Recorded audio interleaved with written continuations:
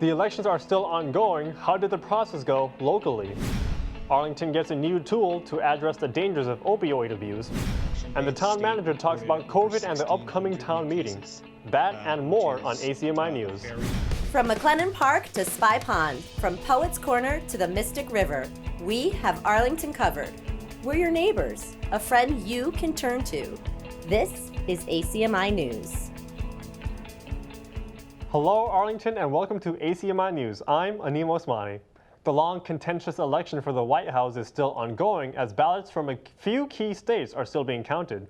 This comes after a record-breaking number of voters showed up to the polls or cast their ballots early around the nation.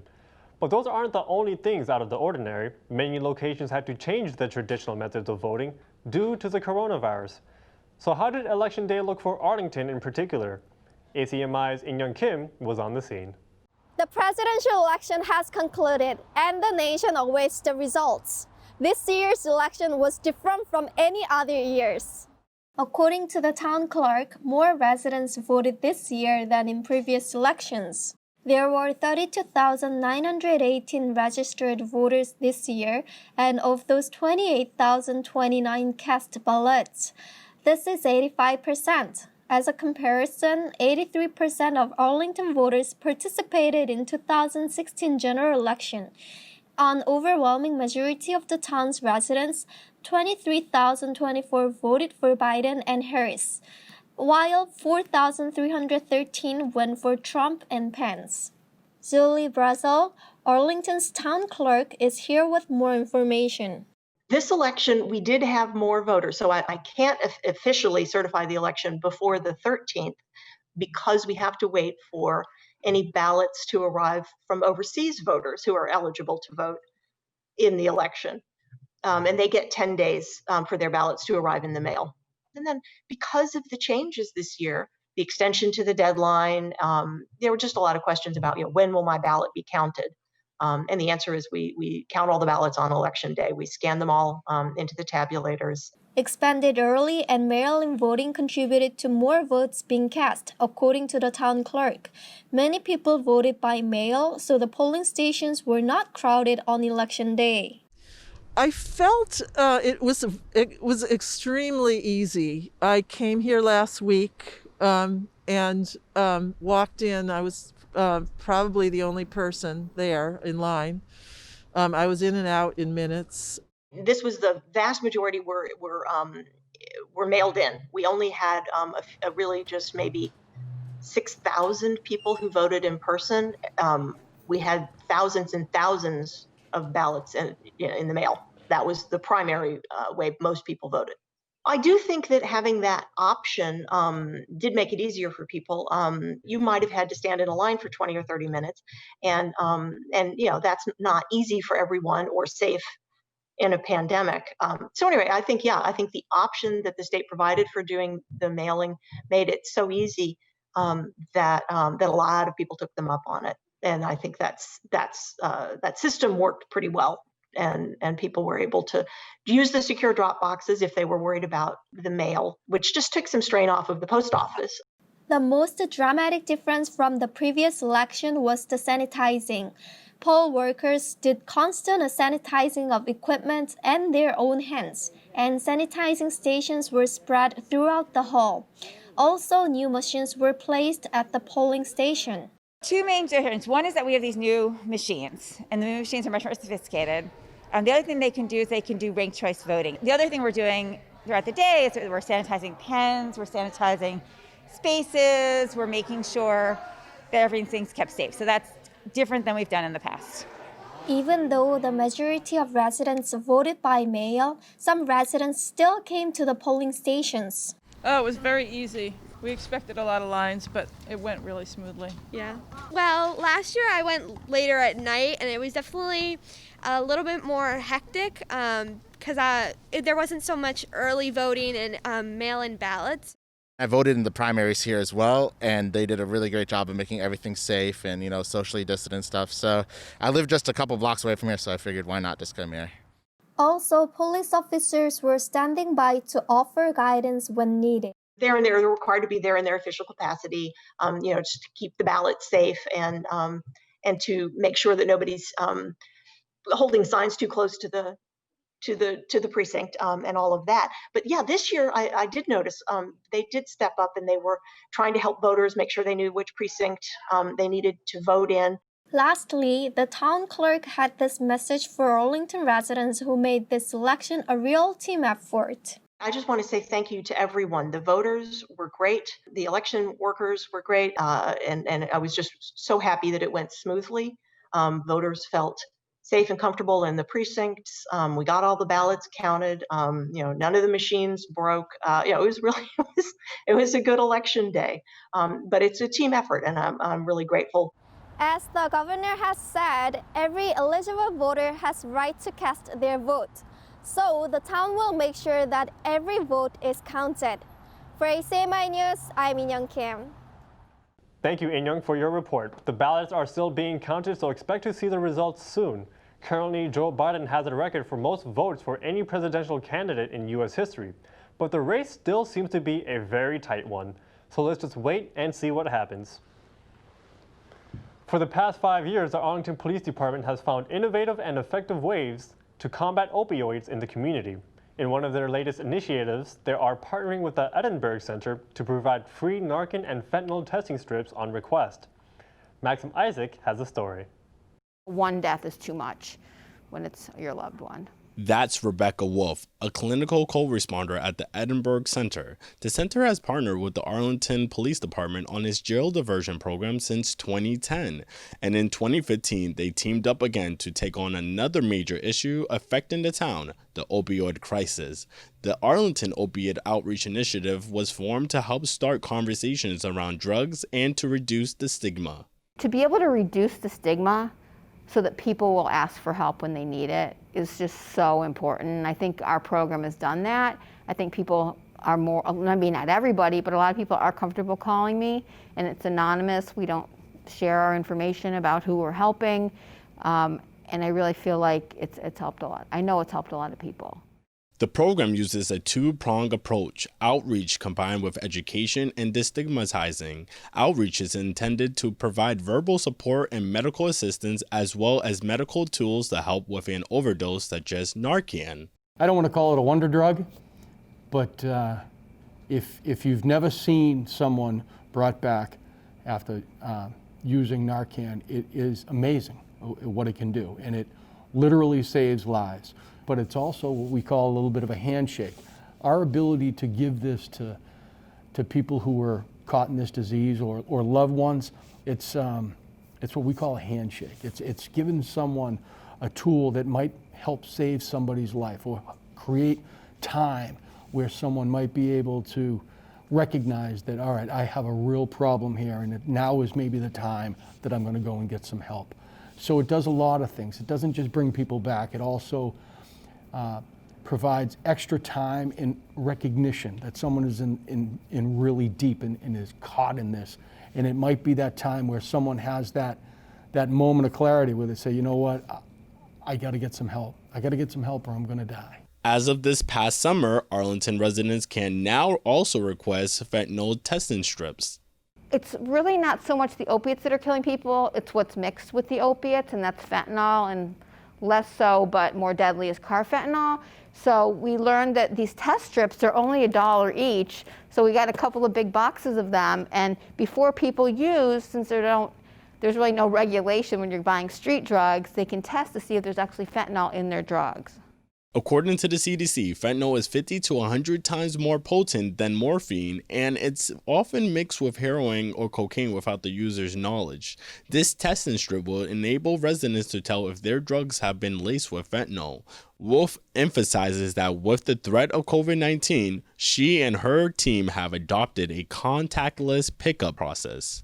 We could do it touchless. We could leave it on your front porch. We can leave it down here at our front desk. We try not to have people coming into the station because of COVID, but we can drop it off for them or figure out some place discreet and convenient for people.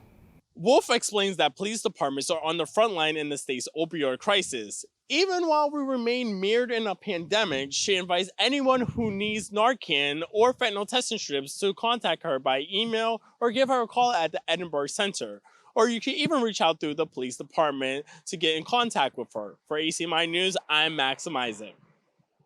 Thank you, Maxim. The Arlington Police Department continues to support the community with such programs. You can also pick up the free fentanyl testing strips and Narcan from the police station.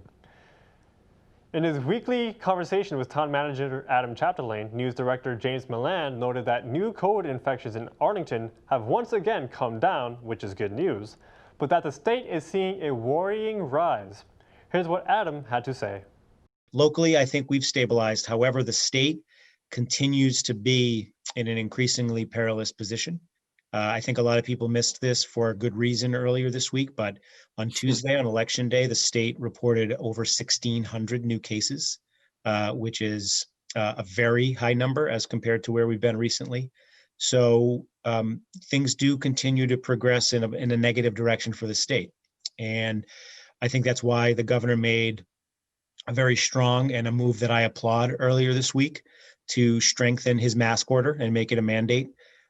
To put the curfew in place from 10 p.m. to 5 a.m., to limit gatherings to 25 people outdoor and 10 people indoor, to really try to curb the transmission. I certainly can't speak for the governor's administration, but my understanding is they're growing more concerned about where this trend could lead in terms of hospital capacity. From the governor's own words in a call I was on with him and others, he feels like we're fortunate to have what he described as runway. In terms of being able to act now and make the impacts we want to make to try to not have our hospitals be overwhelmed later this year. So I think it's important for residents to either go to mass.gov or arlingtonma.gov and make sure they're fully informed about what the governor's orders and changes in restrictions are, and for them to comply with them. I think Arlington's been doing a tremendous job in terms of mask compliance and compliance in general, but again, as we enter this period, the better we can do at compliance, I think the better off we'll all be.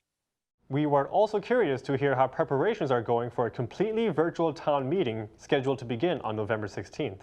It's become more and more clear. Now, we already knew this, but more and more clear on just how lucky we are to have this amazing team of volunteers and staff that are making it happen. They've now put on a number of trainings for town meeting members, all leading up to what will be a mock town meeting and then eventually town meeting on November 16th. So I certainly don't want to become overconfident, but I think by the work of these volunteers and the staff, it's really been, we've really come a long way. I think we've built confidence among town meeting members, amongst the staff and volunteers that are operating it. And I think we're putting ourselves in a better and better position to be successful starting on the 16th. Halloween has come and gone safely here in Arlington. So what do people do with their pumpkins now? Why, recycle them, of course. ACMi News correspondent Kristen Boulier attended a local event set up to do just that. Kristen? Paper, plastics, all things that can be recycled. But what about pumpkins? Yes, pumpkins. Every fall season, thousands of pumpkins get sent from communities nationwide in big trucks to the nearest incinerator or landfill. That's a whole lot of gas. Well, the town of Arlington has a greener alternative, a pumpkin recycling event that turns the iconic fall fruits into compost. When people are done with their pumpkins, if they're not eating them, if they're not eating the seeds, or if they're done with it, they will typically throw them into the trash, at which point they go up to Saugus in dump trucks that get 3 miles per gallon, where it goes to an incinerator. We're not supposed to actually put pumpkins in with the yard waste, because technically this is not yard waste, it's a food product. Jeremy Marin has been with the event since it started. He teaches the importance of composting, and he even has his own composting station right at his house. He also has a website where people can ask questions and get more information. This is great because this is in one fell swoop. We can get thousands of pumpkins, we get thousands of pounds just on one day. Here, we're turning them into something new, something valuable. We're reusing the pumpkins, which is a great opportunity. Ronnie is a member of the Go Green group here at Dallin Elementary. Here, she talks about the impact one event like this can have. Well, composting is really good for the soil for plants. It has a lot of nutrients that can make the plants grow better, and it reduces waste in the environment. I don't remember there being this much pumpkins from last year. This event started 4 years ago with the Dallin Go Green Club and now has spread to all 7 elementary schools across Arlington. And it's been a great way for children and families in the community to fall into greener habits. From the kids, I think as you can see, they just have such a great time with this. It's so much fun. I mean, they get to toss these pumpkins right into the truck. And you know, it's just the leftover energy and excitement from Halloween. And so it just kind of continues with that excitement, and they get to be part of something with the community, which is really great. To recycle their pumpkins, all members of the community had to do today was drive by, drop off their pumpkins, and the Black Earth Compost Company will take it from there. Reporting for ACMi News, I'm Kristen Bullier. Thank you, Kristen, for the story. We have all your Arlington High School news right here. Let's turn it over to our Studio B crew for the latest scoop in Ponderscope. Welcome to the Ponderscope, your Arlington High School news, updates, and more. As we approach the end of first term at the end of November, the school is looking to determine plans for next semester in February. To move forward with their planning, they are looking to create a diverse group of 12 to 18 people. Specifically, they would like the team to have an appropriate distribution of gender, student grade, race and ethnicity, residence, special needs, and more. If you are interested in contributing to this group, make sure to join the remote meeting on Monday, November 9th at 6:30 p.m. using the Zoom link provided by Dr. Janger in your Spy Ponders email. For more information, feel free to contact him at mjanger@arlington.k12.ma.us. Signups for parent-teacher conferences are now open. This year, all conferences will be held virtually over Zoom. The first batch of 10-minute conferences will be held on Wednesday, November 18th from 12:30 to 3:30 p.m. The second batch of 5 minutes will be held on Thursday, November 19th from 6 to 8 p.m. Another opportunity for conferences will be available next semester. The instructions on how to sign up have been sent by email. All signups will close by Thursday, November 12th at 11 p.m. If you have any questions, please contact Ms. Ralston at cralston@arlington.k12.ma.us or Ms. Simmons at csimmons@arlington.k12.ma.us. The last round of senior portraits will be conducted from December 9th to the 11th. This is the final chance for seniors to have their pictures taken through the school. All appointments must be made ahead of time through Prestige, using the confirmation code that was sent by mail. If you have not received a confirmation code yet, please contact Ms. Donahue at adonahue@arlington.k12.ma.us. The link to schedule an appointment has been sent to your Spy Ponders email. That's all we have this week. I'm Sagar Stogie, and this has been the Ponderscope. Now I'll throw it over to Nick, who's got this week's sports update. How's it going, everybody, and welcome back to yet another edition of the ACMi Sports Update. We have a lot to talk about this week as we are getting closer and closer to the final stretch of the season. The girls' varsity soccer squad were back at home this week, looking to get revenge on the extremely tough Winchester Sachems. The girls ended up suffering their second loss in a row, losing 4-1 in a tough matchup. And another goal, and that is Ella Stone. Now, boys soccer took on Winchester this week in Winchester. Coming off their best game of the season so far, the Spy Ponders topped their previous performance, beating the Sachems 3-0 for their second straight win. Zeke Burton's there in the middle, and he's sending far wide. Nice hustle there. Now taking it in, he has it in the box. Takes a shot, they score! Look at that! With this win, the boys propelled themselves back into a contender spot for the division title by beating a top team in the division in Winchester twice, moving to have their record of 3 wins, 1 loss, and 2 ties.